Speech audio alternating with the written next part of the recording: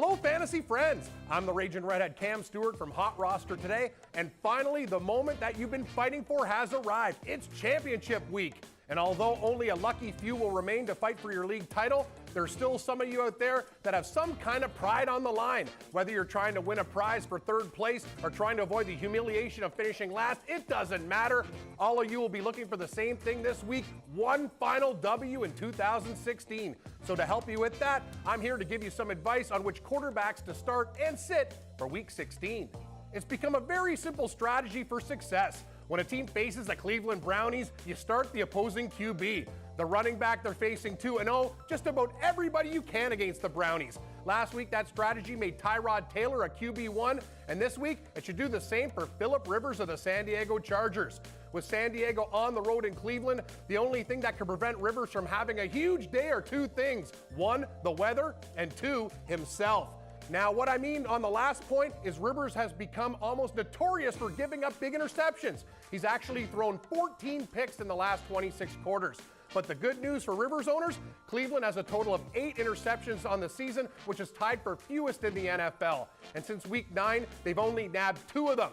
That is part of the reason why, over the last 6 games, every quarterback they've faced has scored 15 or more fantasy points against them, with the exception of Big Ben Roethlisberger, who faced those high wins in Week 11. That shouldn't be the case on Sunday. That's why if you got him, you need to start him and pick up Rivers on HotRoster. Speaking of quarterbacks who've been plagued by turnovers, Jameis Winston of the Bucs had a day to forget on Sunday night. The Tampa quarterback gave up 4 turnovers, including 3 interceptions against the Dallas Cowboys. His mistake-filled evening definitely played a part in Tampa's 5-game winning streak coming to a screeching halt. But this week, it should be different when the Bucs head to the Superdome for a date with the Saints. Now, I know the last time Winston faced the Saints in Week 14, it wasn't pretty. He completed only 18 passes for 184 yards. He didn't throw any touchdowns. All of that good enough for only 8 fantasy points. But I don't believe that's going to happen again, especially after the way Carson Palmer just carved up these Saints this week. New Orleans has given up 12 touchdown passes and allowed on average 17 fantasy points to quarterbacks over their last 7. So I expect a higher scoring affair than the last showdown when the Bucs and Saints met back in Week 14. Winston is a great start if you need a quarterback this week. Although you might not have a need for a spot start this week, especially if in your championship game, for those of you fighting for something else and in desperate need of a QB, you can turn to Colin Kaepernick of the Niners. Now, I know it's been a bumpy ride for Cap over the last few weeks, but I doubt you'll find a better guy available that tops Cap's matchup.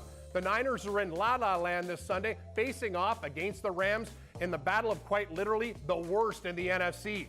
These last 4 weeks, we've seen the Rams' pass defense crumble to shreds as they've given up 10 touchdown passes and allowed on average 22 fantasy points to quarterbacks during that span.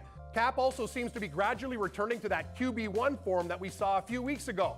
This past weekend, he earned himself 17 fantasy points against Atlanta, and I don't see how he couldn't do that again in LA. If you need a QB, Cap's your best bet on that waiver wire, so start him if you need him. It's been one hell of a season for the Dallas Cowboys, and much of that can be attributed to Mr. Steady Eddie, their rookie quarterback, Dak Prescott.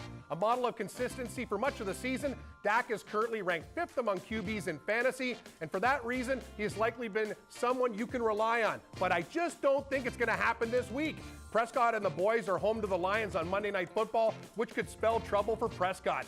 Detroit has only given up 3 touchdown passes over their last 4 games, which is why quarterbacks over that span are only averaging 10 fantasy points against them. On top of that, Prescott has regressed from a fantasy perspective. In the last month, Prescott topped 200 yards passing only once, and he's combined for only 3 scores through the air during that span. I know last week's performance represented a bounce back for Dak, but he's so dependent on those rushing touchdowns. If you take away his score on the ground against Tampa last weekend, he would have only recorded about 12 fantasy points. I don't think you should take that risk against a very tough Lions team. I'd bench him if you can and pick against Dak on HotRoster. All right, speaking of tough matchups, no quarterback has a tougher one this week than Alex Smith of the Kansas City Chiefs, and he's off to Denver for a date with the Broncos on Christmas Day. In case you missed it, Denver once again showed why they're home to the league's best pass defense. This weekend, Tom Brady, aka the best quarterback of this past generation, came into Mile High Stadium, left a winner along with the rest of his teammates, but ask his fantasy owners what they thought, and they'll probably tell you that his 7 fantasy points on 188 yards passing cost them their championship. You can't make that same mistake this week with Alex Smith. There shouldn't be any reason you start him, even if you feel tempted. I know the last time they faced Denver, he managed 220 yards and a score, but it'd be hard-pressed to repeat that effort. So make sure you sit Smith if you have him on your roster, and I pick against this guy all day on HotRoster. Finally, rounding out my sits for Week 16 is Tyrod Taylor of the Buffalo Bills. Taylor, despite finding some success against the Brownies last weekend, it didn't inspire much on Sunday. His only score of the day against Cleveland was a badly underthrown ball to Charles Clay.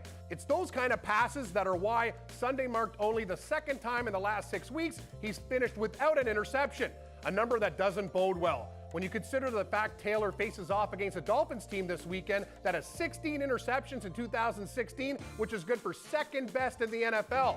It also doesn't help that no quarterback has been sacked more times than Taylor. 15 of his 40 sacks this season have come over these last 4 games. I think Miami's front will have no problem getting to Taylor, which is why I think he's in for a rough outing against the Dolphins. That's why if you have him, keep this guy on your bench and bet against him on HotRoster. Well, that's it for today, my football fantasy friends. Make sure you check in with us tomorrow when we tackle the running back situation for Week 16. And for those of you who don't know what HotRoster is, you gotta check it out. Go to HotRoster.com, download the app, give it a try. It's like no other fantasy game you've played. Then for help winning the game, check out HotRoster today with me and my buddy Gary and Thorne every weekday at 4:30 Eastern, only on the Fantasy Sports Network.